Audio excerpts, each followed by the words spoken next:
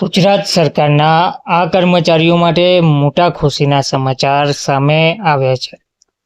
ગુજરાત સરકારે આખરે આ કર્મચારીઓને લાભ આપતો મહત્વનો પરિપત્ર જાહેર કર્યો છે. બાકી રહેતું તમામ એરિયર્સ તેમને ચૂકવવામાં આવશે. નમસ્કાર મિત્રો, સ્વાગત છે તમારું અમારી યુટ્યુબ ચેનલમાં.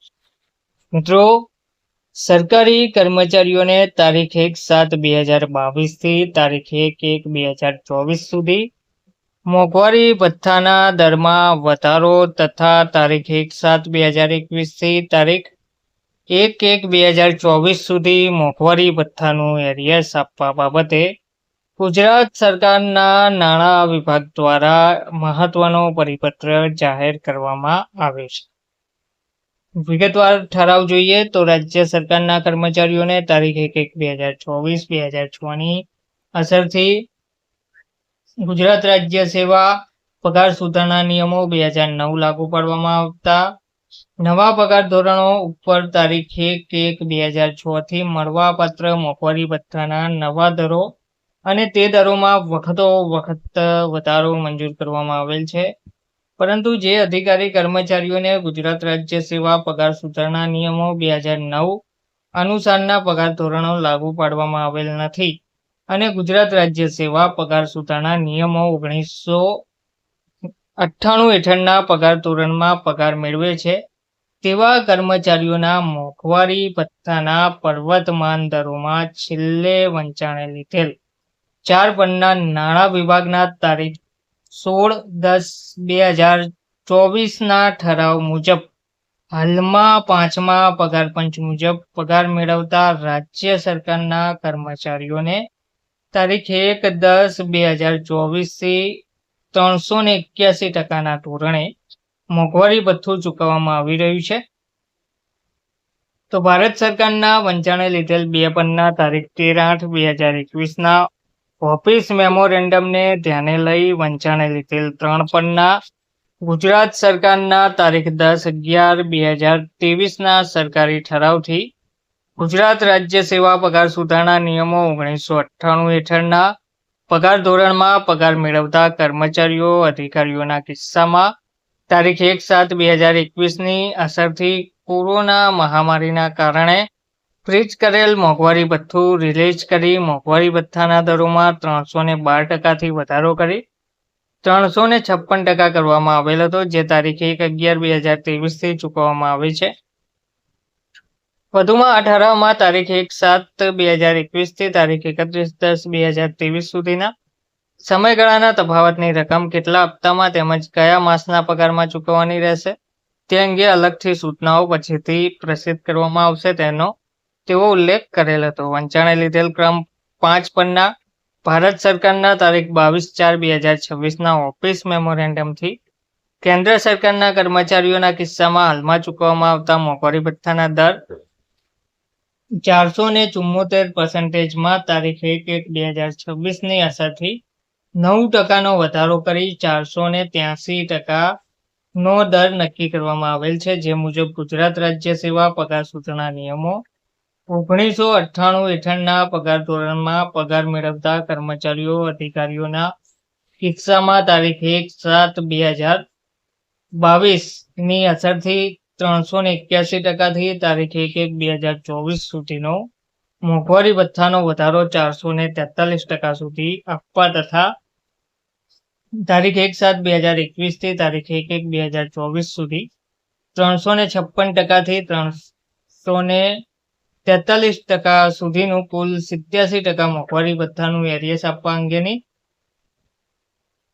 બાબત સરકારશ્રીની જે વિચારણા હેઠળ હતી, તો પુખ્ત વિચારણાને અંતે નીચે દર્શાવ્યા મુજબના દરે મોંઘવારી ભથ્થું તથા મોંઘવારી ભથ્થાનું એરિયર્સ મંજૂર કરવામાં આવે છે. એટલે કે આ મોંઘવારી ભથ્થાનું એરિયર્સ મંજૂર કરવાનું ઠરાવવામાં આવી રહ્યું છે.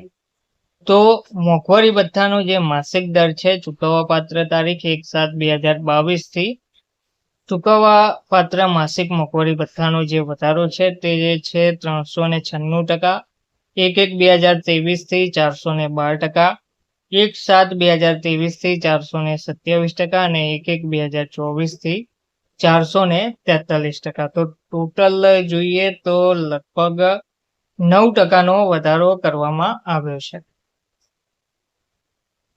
તો હાલમાં 5મા પગાર પંચ મુજબ પગાર મેળવતા રાજ્ય સરકારના કર્મચારીઓ માટે મોંઘવારી ભથ્થાનો વધારો જૂન 2026ના પગાર પેડ ઇન જુલાઈ 2026ની સાથે ચૂકવવાનો રહેશે. તારીખ 1/7/2021 થી ચૂકવવાપાત્ર મોંઘવારી ભથ્થાના એરિયર્સની ચૂકવણી નીચે મુજબ ઠરાવવામાં આવે છે. 1/7/2021 થી 31/12/2021 મોંઘવારી ભથ્થાના તફાવતનો જે સમયગાળો છે તેમાં તફાવતની ટકાવારી 56% રહેશે. 1/1/2022 થી 30/6/2022 સુધી 69%, 1/7/2022 થી 31/12/2022 84%, 1/1/2023 થી 30/6/2023 100%, 1/7/2023 થી 31/10/2023 115%, 1/11/2023 થી 31/12/2023 71%, અને 1/1/2024 થી 30/6/2024 87% રહેશે. તો મોંઘવારી ભથ્થું વળતરના અલગ ભાગ તરીકે જ ગણવામાં આવશે અને ગુજરાત રાજ્ય મુલકી સેવા પગાર નિયમો 2002ના નિયમ 953ની વ્યાખ્યામાં આવતા પગાર તરીકે તેને ગણવામાં આવશે નહીં. મોંઘવારી ભથ્થાની ગણતરી કર્મચારી અધિકારીઓના મૂળ પગાર પ્લસ મોંઘવારી પગાર basic pay plus DNS pay ઉપર કરવાની રહેશે. મોંઘવારી ભથ્થામાં 50 પૈસા અને તેના કરતાં વધુ પૈસાની ચૂકવણી આખા રૂપિયા પ્રમાણે થશે અને 50 પૈસા કરતાં ઓછી રકમને ગણતરીમાં લેવામાં આવશે નહીં. એનપીપીએ મેળવનાર કર્મચારી અધિકારીઓને મોંઘવારી ભથ્થાના હાલના વધારાનો લાભ તારીખ 26/7/2006ના વંચાણમાં લીધેલ ક્રમાંક 1 ઉપરના ઠરાવના